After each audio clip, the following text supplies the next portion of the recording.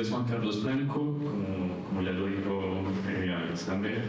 Estoy en este momento haciendo un doctorado en la Universidad de Surrey, Reino Unido. Me gustó mucho la presentación de Rafael también, porque me da pie para hablar un poco sobre el por qué resulté hacer investigación en esta temática específica.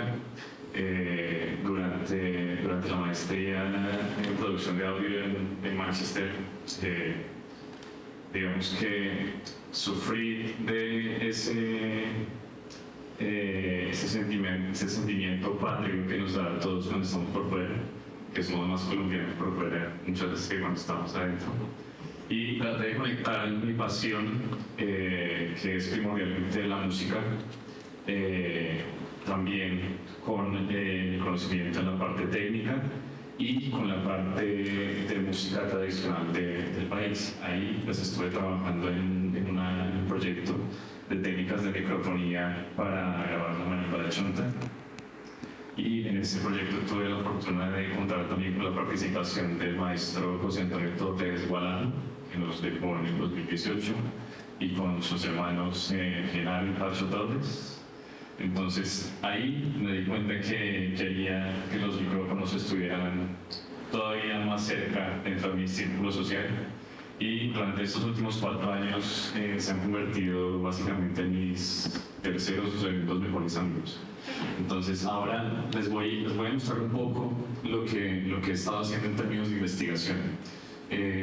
Todo este palabrerío que está ahí, que dice características típicas de la respuesta de micrófonos en función del ángulo de incidencia y sus aplicaciones, tiene que ver básicamente con una corriente que hay en términos de investigación en audio en Reino Unido, que me ha llamado mucho la atención desde que tuve la oportunidad de ir a vivir allá, que es la psicoacústica. La psicoacústica básicamente trata de establecer un puente entre la parte objetiva y las mediciones técnicas que podemos sacar de distintos dispositivos de audio y la parte subjetiva. Todo esto tratando de reconocer al final el instrumento de medición de audio más importante que tenemos todos, que es el oído. Entonces, lo que he tratado de hacer con este proyecto es encontrar una manera, o el gran sueño es encontrar una manera de predecir el comportamiento del micrófono cuando se pone enfrente de una fuente sonora, que puede ser una voz, puede ser una trompeta, como esto que estoy haciendo, puede ser una trompeta, puede ser un violín, y la idea es tratar de establecer un puente entre las mediciones que se pueden tomar con micrófonos de diferente índole, de diferentes características de diseño, y la manera como las personas describen el sonido que emerge de una grabación. Entonces, a continuación, les voy a describir un poco, a grandes rasgos, el procedimiento de medición objetiva o de evaluación objetiva de los micrófonos. Entonces, básicamente lo que se hizo al principio, y creo que todavía no ha aparecido en la gráfica, es una revisión de literatura muy profunda de las características de los micrófonos. Y bueno, no solamente se hizo esta revisión de literatura a nivel de libros, textos que hubiese sobre el tema, sino también a nivel de patentes que se han sacado desde más o menos los años 30, y también proyectos de investigación basados sobre micrófonos. Entonces, con base en esta revisión de literatura, se armó un listado de micrófonos de muchas clases, incluyendo micrófonos de condensador, micrófonos dinámicos, que pueden ser de bobina móvil o de cinta. Y la idea era tratar de armar un grupo de micrófonos que se usan usualmente en entornos de grabación y también en audio, en sonido en vivo, también en broadcasting, en radio o en televisión.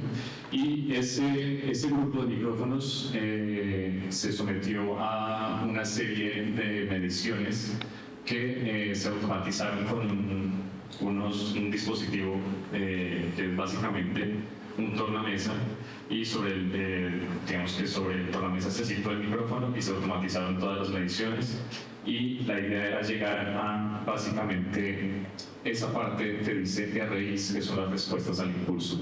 Esas son básicamente las huellas dactilares de cada micrófono. Y las mediciones que se hicieron fueron a una resolución de 5 grados. Y para eso, tuve que hacer la automatización y se generó un dataset. Ese dataset pues, se hizo público y con base en ese dataset se hicieron una serie de mediciones objetivas que incluyen mediciones de la respuesta en frecuencia de los micrófonos, de la respuesta latanciente de los micrófonos, mediciones de distorsión armónica, etc. Muchos tipos de mediciones. La idea con esto, ¿cuál era?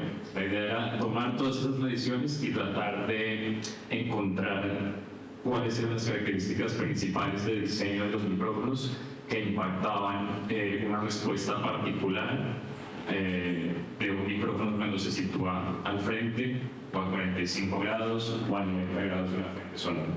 ¿Okay? Con base en esa revisión, en esas mediciones, se pasó luego a una evaluación subjetiva, pero entonces primero les voy a hablar de la evaluación objetiva y lo que en realidad resultó de esta evaluación objetiva.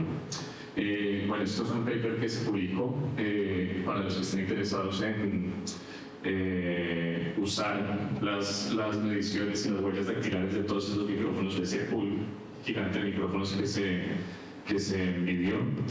Pues están los links acá, pueden hablar también conmigo y les puedo pasar la información. Esto pues, se publicó en un journal paper y esto fue básicamente lo que se hizo antes del vistazo inicial para estos resultados que les voy a mostrar. Quiero hablar un par de temas rápido, un par de conceptos rápidos. Primero el timbre, que como característica del sonido es lo que le da la cualidad tonal a cada sonido que nosotros escuchamos. En particular acá el timbre tiene dos componentes grandes. Una es la componente temporal, y esa componente temporal hace referencia al ataque, al decay, al sostén, al release de cada sonido, básicamente la evolución temporal de los sonidos. Y la componente frecuencial tiene que ver con lo que vemos acá. El timbre es básicamente lo que hace que cuando una guitarra y un piano están tocando la misma nota, los escuchemos diferentes. Y eso está asociado con todos esos armónicos que están acompañando lo fundamental, que pues, se conocen también como overtones en inglés. Y eso como primera medida, porque quiero que miren lo que tiene que ver con el espectro de frecuencia de esos dos instrumentos, de ese ejemplo que tenemos ahí. Lo segundo, el patrón polar. El patrón polar del micrófono hace referencia a la directividad del micrófono. Entonces, básicamente lo que quiere mostrar el patrón polar, es el espectro espacial que cubre el micrófono cuando está capturando una fuente sonora. Estas gráficas tan bonitas que están ahí en realidad no son así, y la mayoría de fabricantes pues se las van a mostrar así, se las van a mostrar muy bonitas, adornadas, y no solamente en las gráficas, sino con palabras. Pero ya vamos a ver que pues hay resultados que muestran, no solamente en investigación, sino también en otras investigaciones que muestran que esto pues, no es tan bueno como nos lo muestra. Que es interesante también. Lo más interesante de la vida es que no todo sea perfecto. Entonces, respuesta en frecuencia pues tiene que ver con el primer concepto del que les estaba hablando, timbre. Esta es la respuesta en frecuencia de un micrófono, no les voy a decir cuál, porque no quiero tampoco que tengan un sesgo cuando miren los resultados que les voy a mostrar a continuación. Pues ahí tenemos en el eje horizontal la frecuencia en Hertz, en el eje vertical, básicamente la intensidad en decibeles. Entonces, durante la revisión de literatura que se hizo, se identificaron varias características de diseño de los micrófonos que pueden impactar la manera en que reaccionan cuando se ponen a diferentes ángulos de un instrumento. Una de estas, entre muchas, es la que les voy a mostrar acá, son las dimensiones del diafragma y el número de diafragmas de los micrófonos. Entonces, para introducirlos un poco, las dimensiones del diafragma básicamente se pueden categorizar en dos tipos. Una son los micrófonos de diafragma grande y los micrófonos de diafragma pequeño. Digamos que a grosso modo los micrófonos de diafragma grande son los micrófonos que tengan un diámetro superior a 3/4 de pulgada y los de diafragma pequeño que están por debajo de eso. El número de diafragmas tiene que ver con el número básicamente el número de diafragmas que se tienen dentro de un micrófono. Este micrófono tiene un diafragma dinámico, pero hay micrófonos de otro tipo que son condensadores, que son, no sé si los han visto, pero son micrófonos un poco más grandes, con una rejilla, algunos tienen forma cilíndrica, y esos tienen un diafragma por dentro. Ese diafragma a veces puede ser uno solito o pueden ser dos diafragmas con una placa metálica en la mitad. Entonces, vamos a pasar a estos son micrófonos omnidireccionales. Entonces, básicamente lo que yo quería mirar acá eran las diferencias en cuanto a la respuesta a frecuencia para los micrófonos, uno de diafragma grande y otro de diafragma pequeño. El micrófono de diafragma grande, que tampoco les quiero decir la referencia para no separarlos, lo que quería ver ahí específicamente eran las alteraciones a nivel angular cuando se graba desde diferentes posiciones. Entonces, si ustedes se fijan, bueno, antes tengo que decir que las gráficas están normalizadas a 0 grados. Eso quiere decir que están normalizadas a la posición cuando se pone un instrumento justo delante del micrófono. Entonces lo que ustedes están viendo es en realidad la diferencia entre los diferentes ángulos y 0 grados, esa posición frontal. Los micrófonos de diafragma grande, a medida que se va moviendo el ángulo, tienen muchas más alteraciones en comparación con los micrófonos omnidireccionales de diafragma pequeño. Entonces esa fue una primera observación que me llamó la atención, y estos micrófonos, por ejemplo, después los incluí en el siguiente experimento que hice. Este es el patrón polar, entonces ya ven ustedes que pues, no es tan bonito como los que vimos ahorita con colorcitos. Estos en realidad son de los más bonitos que pude conseguir o que se me dieron. ¿Por qué digo que no son tan bonitos en realidad? Porque también otra de los hallazgos durante este proyecto de investigación tiene que ver con la simetría de esos patrones polares. Entonces, muchas veces estas figuras, estos círculos, digamos, se ven un poco más achatados en uno de los lados, o se ven imperfecciones en alguna de los ángulos o de los hemisferios. Entonces, la primera es la falta de simetría. Y la segunda tiene que ver con el mantener esa captura o ese patrón polar a lo largo del espectro de frecuencia. Lo que ustedes ven aquí a mano izquierda es un micrófono omnidireccional, y lo que podemos ver es que el micrófono omnidireccional no es omnidireccional en todo el espectro de la frecuencia. Básicamente, a medida que se sube el espectro de la frecuencia, se va convirtiendo en un micrófono unidireccional o direccional. Y otro de los hallazgos tiene que ver con los micrófonos de diafragma grande, que a medida que se va avanzando en el espectro de la frecuencia, se van pareciendo mucho más a un micrófono bidireccional que a un micrófono omnidireccional. Con eso quiero decir que si aparecen estas dos bolitas en cada uno de los hemisferios, y bueno, esto a su vez no se cumplió para todos los micrófonos de estas características, y eso me llevó a investigar otras características de diseño de frecuencias. Este es otro parámetro que se evaluó, que es el tiempo de duración del diafragma. Entonces, cuando yo impacto el diafragma del micrófono, cuando yo envío señales sonoras al diafragma del micrófono, el diafragma lo primero que hace es reaccionar, y él queda, digamos, moviéndose, y hay un tiempo que toma él para dejar de vibrar. Entonces, esta evaluación básicamente trata de encontrar cuáles son las diferencias en términos de ese tiempo de vibración a medida que yo voy cambiando el ángulo del micrófono. Entonces, ¿por qué me dio por investigar esto? Porque empecé a ver diferencias entre esto y el experimento que vamos a ver a continuación. O sea, entre esto y la manera en que la gente escuchaba los micrófonos. Entonces, este era un grupo de micrófonos, este es otro grupo que básicamente son micrófonos cardioide, también de diafragma grande y de diafragma pequeño.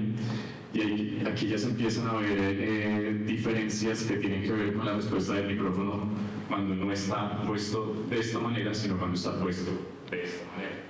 ¿Sí? Cuando la captura se hace a 180 grados. Entonces, aquí vemos muchas discrepancias o muchas... podemos ver que la frecuencia o la respuesta de frecuencia es mucho más compleja, se hace mucho más compleja a medida que se va cambiando el ángulo para los micrófonos de diafragma grande, pero para los micrófonos de diafragma pequeño, fundamentalmente para los ángulos, para el ángulo de 180 grados y los ángulos contiguos, se empiezan a dar alteraciones bastante significativas, no sé si las alcanzan a ver las que están en amarillo.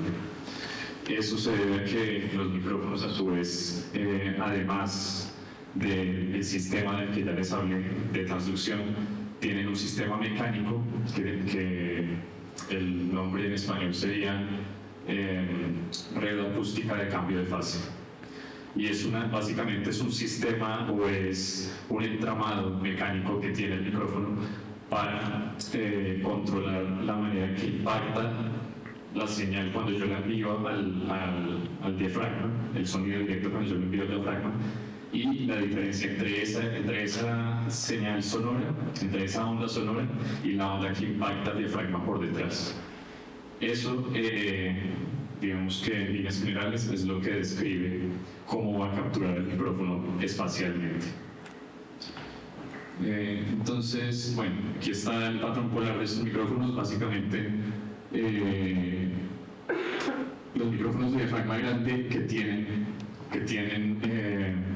respuesta variable, hay unos micrófonos que no sé si los han visto también, que son como esos micrófonos más grandes, cilíndricos, pero que a su vez tienen la opción de cambiar la manera como capturan, que básicamente eso es un control que permite cambiar el patrón polar del micrófono. Entonces,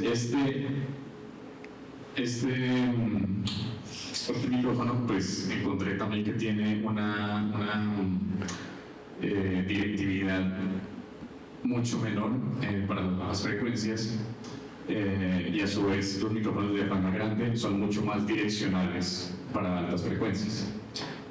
Todo esto me lo voy a saltar porque quiero pasar a esta parte que es importante, la evaluación subjetiva.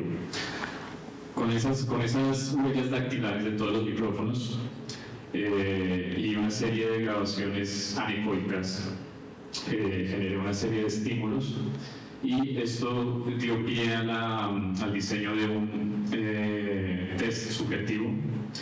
Y ese test subjetivo consistía básicamente en meter gente a un cuarto. Bueno, aquí esto es algo que quería mostrarles. No sé si se alcanza a escuchar bien, pero vamos a ver si puedo subir un poco el volumen. ¿Está todo? Bueno, entonces lo voy a producir. Espero que puedan escuchar la diferencia, si no, les puedo prestar unos audífonos ahorita. Esta es una señal capturada. Este es un micrófono que... Perdón. Este es un micrófono o dos señales de micrófono que generé para esta presentación. Entonces quiero que escuchen a ver si encuentran la diferencia.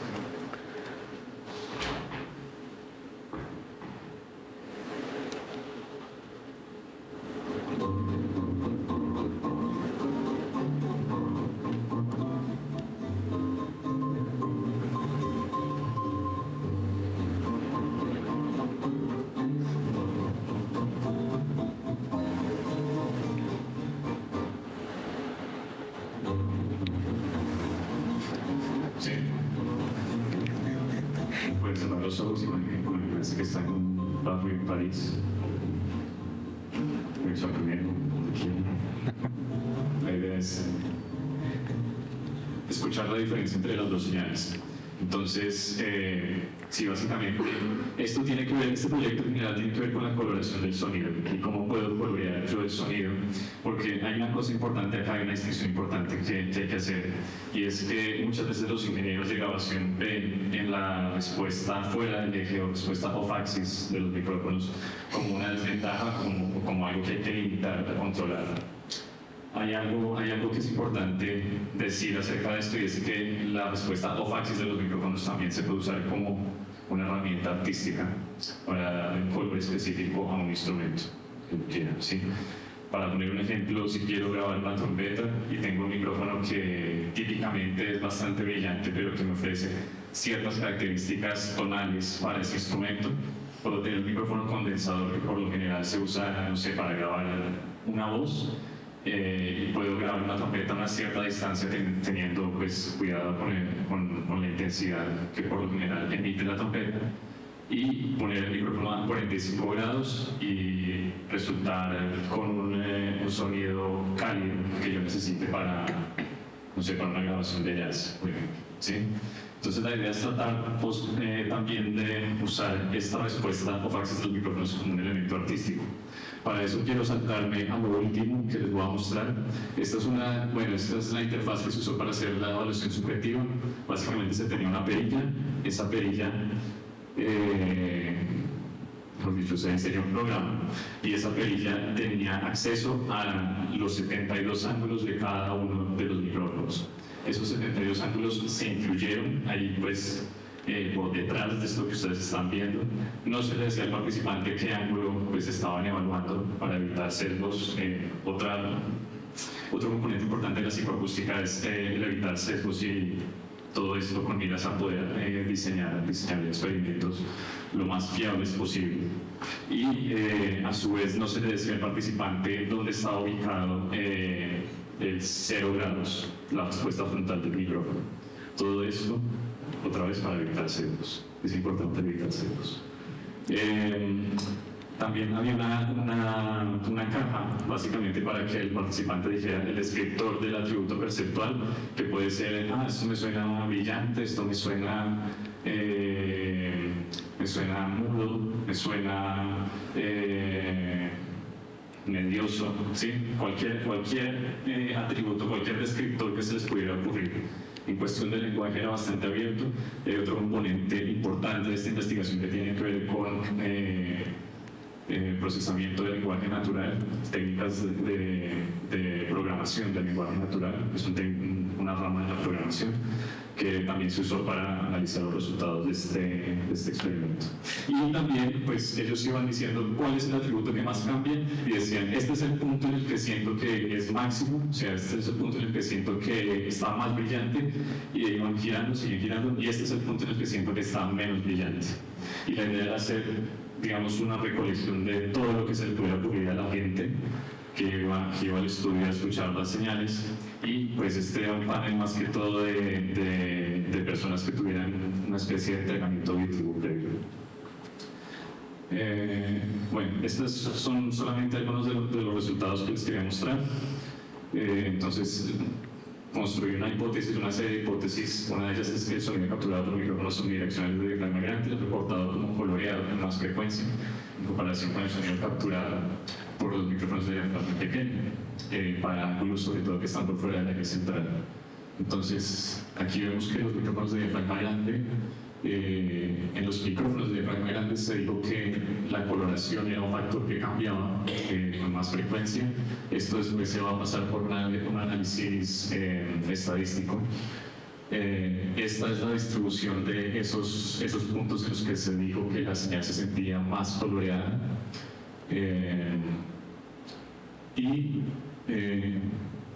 Bueno, esta es otra hipótesis que yo sé que yo ya estoy un poco por fuera del tiempo, pero quiero mostrarles esto que tiene que ver más que todo con la parte subjetiva.